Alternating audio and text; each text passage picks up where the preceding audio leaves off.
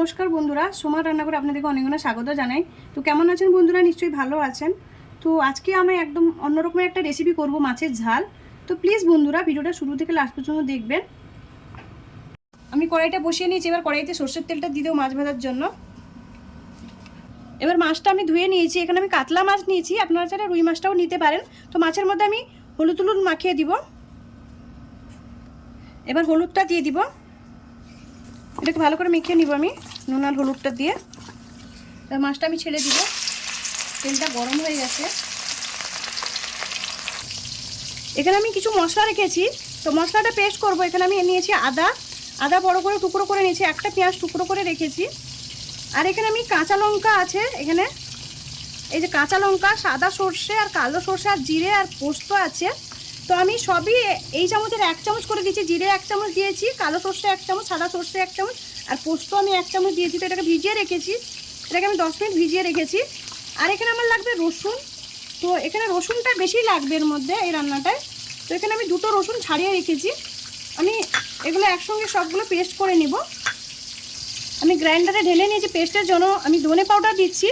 তো আমার কাছে গোটা ধনেটা নেই, ওই জন্য আমি ধনে পাউডারটা অ্যাড করছি। আপনাদের বাড়িতে যদি গোটে ধনে থাকে তো ধনেটাও সঙ্গে ভিজিয়ে নিবে 1 চামচ। মাছটা ভাজা হয়ে গেছে এক সাইড, আমি উল্টে নিব মাছটাকে।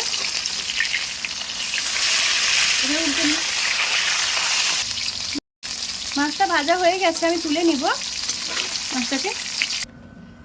এবার আমি তেলটা কমেছি, ওই তেলেই রান্না করব। আমি ফোড়নে মেথি দানা দিয়ে দিচ্ছি,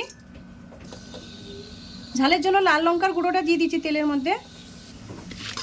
এবার আমি বেটে রাখা মশলাটা ঢেলে দিব। আমি এখানে বড় করে টুকরো করে রেখেছি 2টো টমেটোটা আমি দিয়ে দিচ্ছি। এবার আমি হলুদের গুঁড়োটা দিয়ে দিব। এবার স্বাদ মতো নুনটা দিয়ে দিলাম, ভালো করে মিক্স করে নেব। দেখুন এটাকে ভালো করে কষিয়ে নিয়েছি আমি। এটাকে কিন্তু 5 থেকে 7 মিনিট পর্যন্ত ভালো করে কষাতে হবে। এটা ভালো করে কষালে টেস্টটা দারুণ হয়।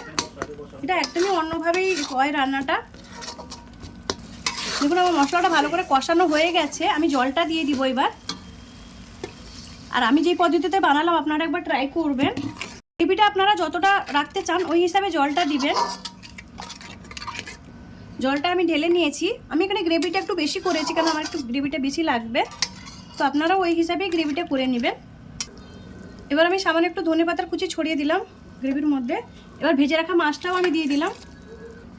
এবার নেড়ে নিব, আর আমি ভালো করে 5 মিনিট ফুটিয়ে নেব মাছের সঙ্গে গ্রেভিটা। আমি আর একটু ধনেপাতা ছড়িয়ে দিলাম। এটা কিন্তু হয়ে গেছে, এটাকে আমি নামিয়ে নিচ্ছি। দেখুন আমার মাছের ঝালটা হয়ে গেছে রেডি। আর এটা অনেক সুন্দর লাগে, গরম গরম ভাতের সঙ্গে দারুণ লাগে কিন্তু খেতে এটা। মাছের ঝালের রেসিপিটা যদি ভালো লাগে লাইক করুন, শেয়ার করুন, সাবস্ক্রাইব করুন আর আমাকে কমেন্ট করে জানান। আর আপনারা যদি আমার ভিডিওটা ফেসবুকে দেখছেন, ফেসবুকে ফলো করে লাইক করে দিবেন। ধন্যবাদ বন্ধুরা, ভালো থাকেন, সুস্থ থাকেন।